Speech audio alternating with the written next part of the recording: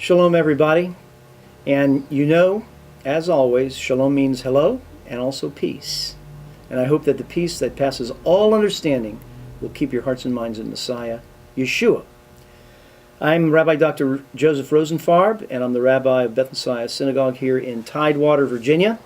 We're located at 7130 Granby Street in Norfolk, Virginia. If you want to write us, our zip code is 23505. Our telephone number is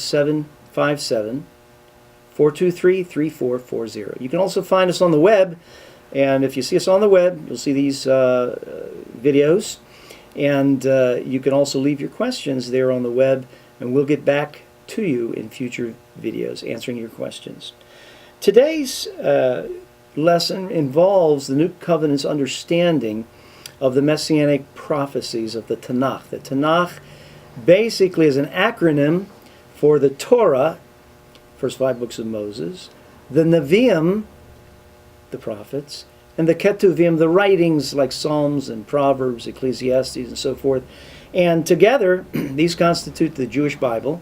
The first letters of each of these Hebrew words spells Tenach, so I'm going to refer to the Tenach. Now, I'm going to take a portion in Philippians chapter 2.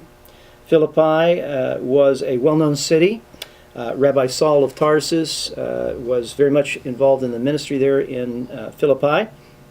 And he writes this letter to the Philippians, and he describes Yeshua to them with a remarkable parallel from which he drew from his knowledge of Messianic prophecy from the book of Isaiah.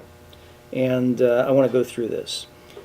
Philippians chapter 2, verses 6 through 11. You may not be familiar with the New Covenant scriptures, New Testament scriptures, but there's usually an index at the beginning telling you where these scriptures are and where the books are. Messiah Yeshua, though he was in the form of God, did not regard equality with God as something to be used for his own advantage. Now here in verse 7 is one of the parallels. But poured himself out, taking the form of a slave, being born in human likeness, and being found in human form, he humiliated himself, becoming obedient to the point of accepting death, and even death on a cross.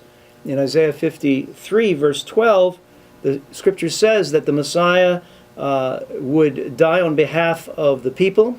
He would be the atonement because he poured himself out. Philippians takes this phraseology that the Messiah has poured himself out. Isaiah 52:14 and 53:2 speaks about the Messiah's form and his appearance. 53:7 talks about the Messiah being brought low, and 53:12 speaks about the Messiah's death. Just as Philippians chapter 2, verse 7 and 8 deal with the Messiah. And then there's this beautiful portion here in Philippians 2:9, continuing. Therefore also God exalted him to the highest place, and conferred upon him the name that is above every name. Now, the parallel to this occurs in Isaiah 53:12 and 13. Therefore, and then it goes on for a while and picks up, he shall be exalted and lift up and shall be very high. Now, the Hebrew phraseology, Ram v'nisa, is an interesting one, because Ram v'nisa is only used of God. It's never used of a king, a foreign king, an Israelite king, a dignitary. It is always used of God. And here in Isaiah 53, it's used of the Messiah. Philippians understands this as the Messiah is Ram v'nisa.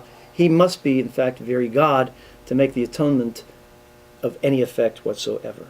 And then in verse 10 of Philippians 2, we go on to read, so that the name of Yeshua, every knee should bend in heaven and on earth and under the earth. Isaiah 45, verses 22 to 23. Turn to me and be saved, all the ends of the earth, for I am God, and there is no other. And then in Philippians 2:11, we go on, every tongue should acknowledge that Yeshua the Messiah is Lord, to the glory of God the Father. Isaiah 45:23 goes on to say, by myself I have sworn, from my mouth has gone forth in righteousness, a word that shall not return. To me every knee shall bow, every tongue shall swear. And so the New Covenant has a keen awareness that the Tenach is a Messianic book, and that its key figure is the Messiah, who will bring redemption to Israel and redemption to the world. Now here is the point.